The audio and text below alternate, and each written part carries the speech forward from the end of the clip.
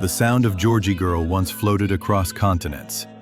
A melody so light, so hopeful, it seemed impossible that silence could ever follow. Yet, in 2022, Australia awoke to a different sound. The quiet of mourning. A voice that had carried the dreams of a generation was gone. Picture the late 1960s. Radios crackled in lounge rooms from Melbourne to Manchester. Families sat huddled around the television as the seekers smiled into the lens. Judith Durham's voice, clear, bell-like, unshaken, cut through static and distance. It wasn't just another pop act. For Australia, she was the proof that a small island nation on the edge of the world could sing back to the empire and be heard. And then, decades later, the news bulletins broke. ABC anchors shifted tone, their words weighed down. Judith Durham had passed away at 79. It was more than an obituary. It was as if the nation itself exhaled, realizing how much of its identity had been entwined with that singular voice. This is a story anchored in Australia, not only in the folk clubs of Melbourne or the stages of London, but in the cultural fabric that stretches from suburban songbooks to national pride. Durham was not just another singer. She was the first Australian woman whose voice reached #1 in Britain, whose group sold more than 50 million records, whose presence at Expo 67 in Montreal made headlines back home. But why does her story matter now? Because it is not just about music. It is about what happens when a nation projects its hope onto a single voice, and what it feels like when that voice finally fades. Her death in 2022 was not simply the loss of a performer. It was the closing of a chapter in Australia's cultural coming of age. So we ask, how did Judith Durham become the voice of the seekers? The angelic sound of a generation? And how did the journey from the blinding lights of Wembley to a quiet farewell in Melbourne shape her legacy?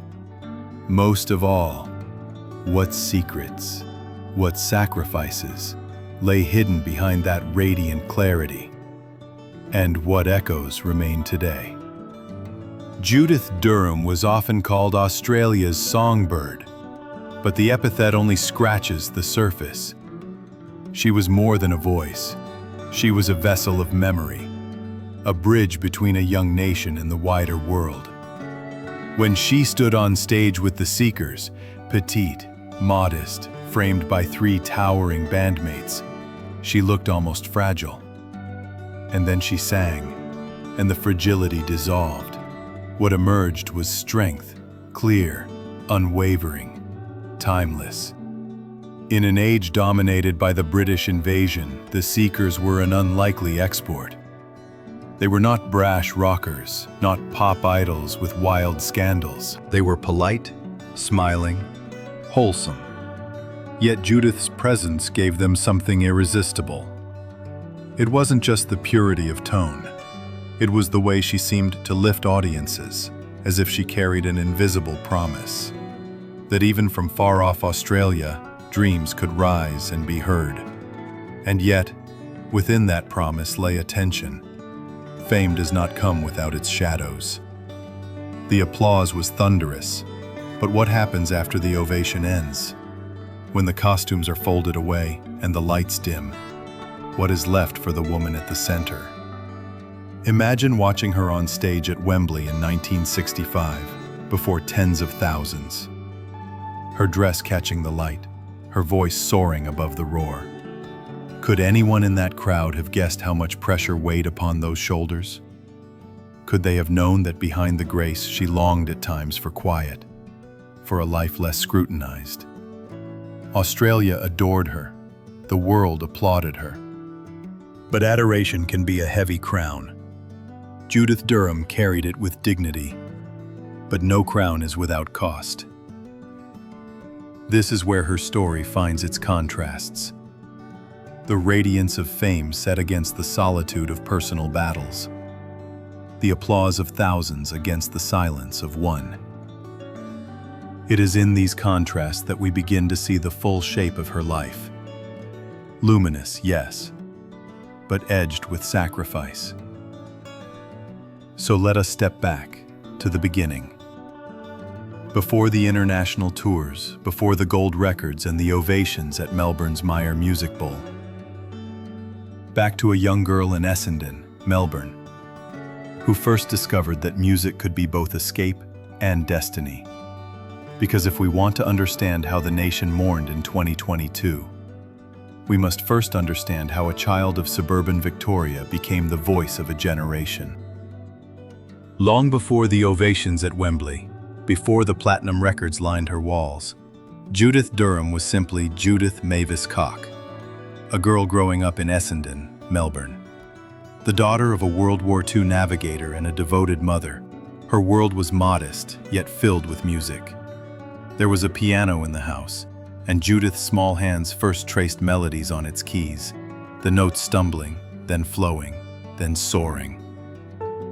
At school, her voice caught the attention of teachers. It wasn't just that she could sing in tune, it was that she could stop a room. Even in childhood, her tone carried an otherworldly clarity, like light refracted through glass. Family gatherings became her first concerts, her siblings and parents both audience and chorus. She learnt classical piano at Melbourne University Conservatorium and imagined herself one day playing in orchestras, perhaps tucked away at the back, invisible. Singing was never the plan. But fate has a way of nudging. Friends persuaded her to step up to a microphone at a jazz club in the 1950s. That night, smoky with saxophones and clinking glasses, a new destiny took shape. It was in those dimly lit clubs that Judith first felt the power of her own voice. Jazz standards flowed through her. Ella Fitzgerald, Peggy Lee, but transformed into something uniquely hers. Audiences would turn. Conversations would pause. The girl from Essendon was no longer background. She was the spotlight. And yet, she remained modest, almost shy. Friends remembered her reluctance to push herself forward. She wanted music, not fame. But Melbourne in the early 60s was shifting. Folk revival bands sprouted in cafes, and destiny placed her in the path of three young men: Athol Guy, Bruce Woodley, and Keith Potger. Together they would form the Seekers. Imagine it. Four young Australians, barely out of their teens, deciding to take their harmonies beyond the shores of home. They boarded a ship to Britain in 1964, thinking they would play a few shows and maybe cut a record. Instead, they became the first Australian band to storm the UK charts. But before the triumphs, there was still the young Judith, navigating the distance between a suburban childhood and the looming weight of expectation. Did she know then that the songs she carried would echo for decades? Did she sense that her crystalline tone would one day define an era? Her childhood had given her the motifs that would return again and again. The piano in the corner, the sense of modesty, the yearning for quiet even as the noise of the world grew. They were seeds, planted early, destined to bloom into both brilliance and burden. But that was only the beginning.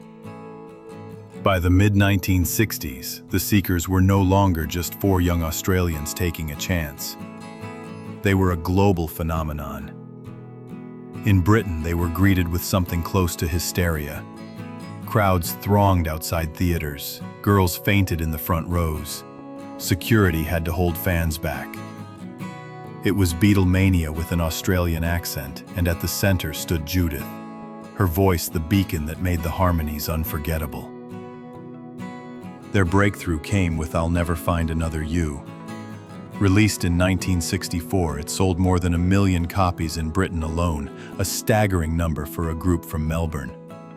It was the first Australian pop song to reach #1 on the UK charts. Overnight, they went from local folk singers to household names. The single topped charts in Australia, New Zealand, and South Africa. And in America, it reached the Billboard Top 5. Success rolled in waves. A world of our own. The carnival is over. Morningtown Ride.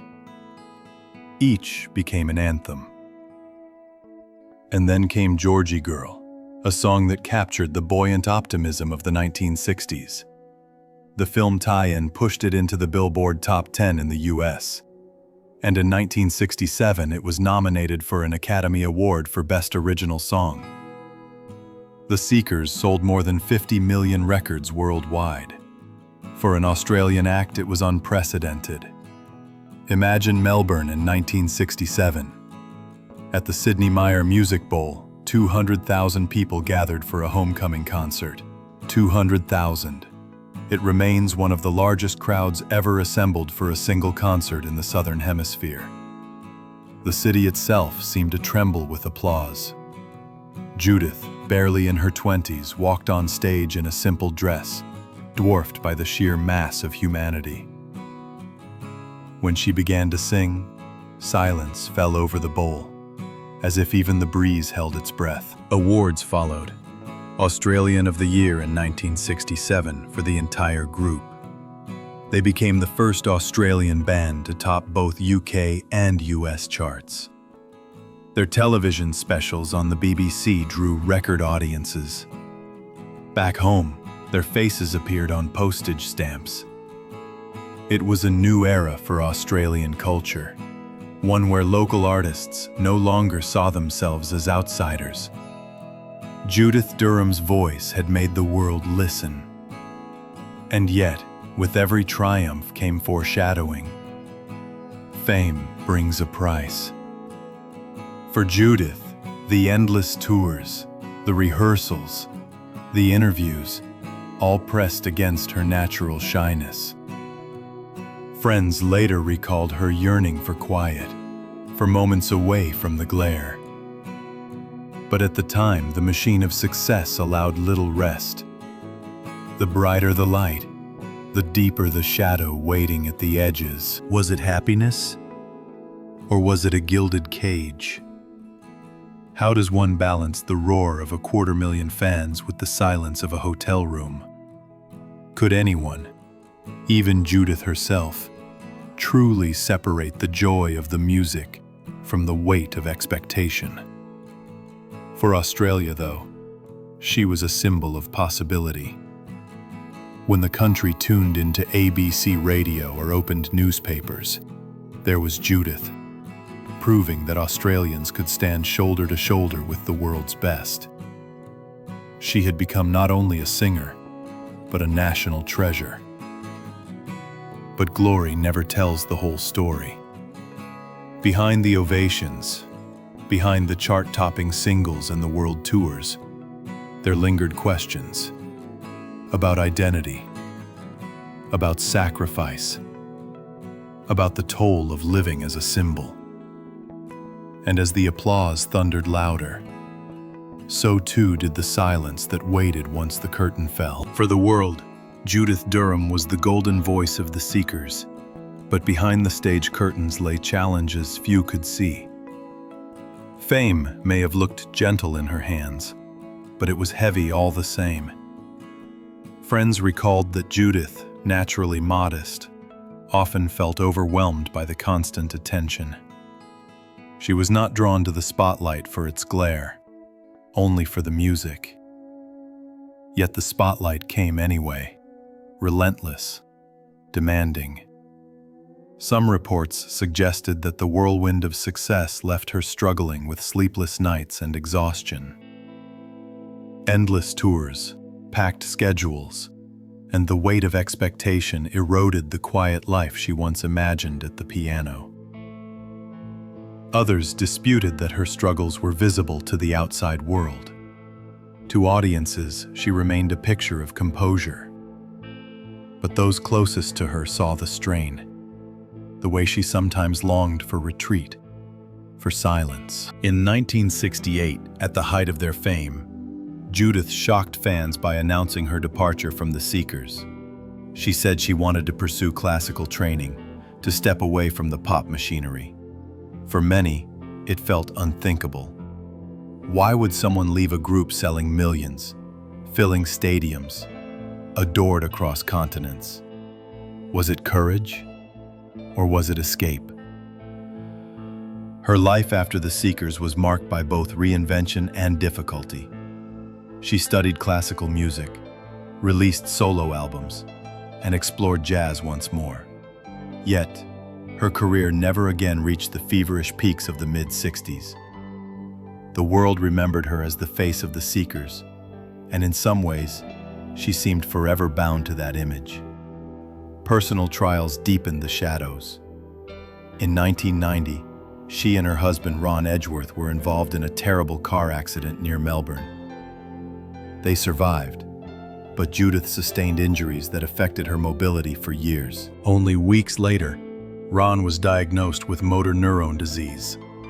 Judith became his carer, standing beside him until his passing in 1994. The woman who had once stood before crowds of hundreds of thousands now faced the loneliest stage of all, the slow, heartbreaking decline of the man she loved. It was a period that tested her profoundly. Some friends recalled that she seemed a different person afterwards, still gracious, still resilient, but marked by sorrow. And yet, even in this darkness, her devotion to music and to her audience never disappeared. She returned to the Seekers for reunion tours, her voice aged but still crystalline, and fans wept at the sound. But questions lingered. Did Judith ever truly find peace beyond the roar of fame? Or was she forever caught between the applause she inspired and the silence she yearned for? The shadows in her story remind us, the brighter the career, the more invisible the burdens may be. And for Judith Durham, those burdens would shape the way her final chapter unfolded. A chapter the nation would never forget. It was August 5th, 2022. Winter hung over Melbourne with a gray chill, the kind that pressed against hospital windows and made the city move more slowly. Inside a ward at Alfred Hospital, Judith Durham lay surrounded by family. The voice that had once soared above 500,000 people at the Meyer Music Bowl was now barely a whisper. The room itself was quiet, but not empty. The soft beeping of monitors, the shuffle of nurses' shoes, the rustle of blankets, these were the sounds that framed her final hours. A small transistor radio sat in the corner, faintly playing ABC News updates. For those at her bedside, the hum of her country's voice seemed fitting. Judith had been part of Australia's soundtrack for 6 decades. She had battled bronchiectasis since childhood, a chronic condition that shadowed her life. In her later years, it grew more difficult, her lungs less forgiving. Friends recalled her determination, how she continued to sing and record despite the strain. But that August day, her body could carry her no further. Motifs from her youth seemed to return. Family spoke of the piano she first touched in Essendon, the jazz clubs where she discovered her voice, the endless sea of faces at the bowl. In the hospital's dim light, those memories felt close, almost within reach. It was as though her life's music, every note, every ovation, had gathered to form a final chord. News broke quickly. Within hours, ABC announced, Australia's beloved songbird Judith Durham has passed away, aged 79. The words echoed across televisions and phones, pulling people back to a time when the Seekers had been more than entertainment.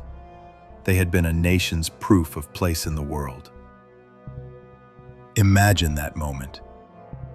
Across the suburbs of Melbourne, in cafes of Sydney, in homes scattered from Perth to Hobart, radios replayed, "I'll Never Find Another You."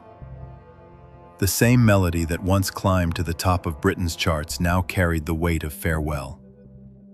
Listeners closed their eyes, and for a heartbeat, it felt as though Judith was still here, still singing, still promising that we would never find another voice like hers. At the hospital, there was no fanfare, no grand stage. Only family, love, and silence. It was a final moment that contrasted starkly with the roaring ovations of her youth. From 100,000 voices at the bowl to the hush of one hospital room, her story had come full circle. And so the nation grieved. The girl from Essendon, who had once carried Australia onto the world stage, had reached the end of her journey. But as with all icons, her passing raised questions. How could a single voice hold so much meaning for so many? And what does it say about a country when the silence after her song feels like the silence of history itself pausing? When the news of Judith Durham's death broke, the official explanation was clear. She passed away from complications of bronchiectasis, the chronic lung condition she had battled since childhood. Doctors at Melbourne's Alfred Hospital confirmed it was a tragic but natural conclusion to an illness she had endured for decades. But as with so many public figures, clarity did not stop speculation. Media outlets began weaving their own narratives. Headlines in the Sydney Morning Herald and on the ABC spoke of Australia's voice falling silent, framing her death as both personal tragedy and national symbol. Journalists revisited her medical history, the car accident in 1990, the years caring for her husband, Ron Edgeworth, and suggested that these hardships had weakened her long before 2022. Some painted the picture of a woman who had been quietly resilient, carrying burdens that audiences never saw. And then came the whispers, the rumors that tend to gather in the wake of any great loss. Some fans on social media questioned whether she had received the best possible care. Others wondered if her years of performing, of singing despite fragile lungs, had hastened her decline. There were even suggestions that she had concealed the severity of her illness to avoid alarming her fan base. None of these theories were substantiated, and those close to her pushed back firmly. Friends emphasized that Judith had been open about her health struggles, and that she had received the highest level of medical attention. They insisted that her final days were dignified, surrounded by love. Yet, speculation persisted, because Judith Durham was not just another singer. She was a national treasure. And when such figures die, the public instinctively searches for meaning, for a narrative that fits the enormity of the loss. Was her passing simply the quiet close of a long and remarkable life? Or was it, in some ineffable way, the end of an era in which Australian voices first found recognition on the world stage? The showdown of interpretations remained. On one side, the official fact of a lifelong illness finally claiming its toll. On the other, the media's sweeping narratives and the fans' whispered doubts. The truth, as often, lay somewhere between, in the way a voice can be both mortal and eternal, fragile and indestructible. And so the questions linger. What really silenced Judith Durham?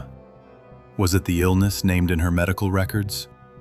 Or was it the weight of decades spent carrying the hopes of a nation in her song?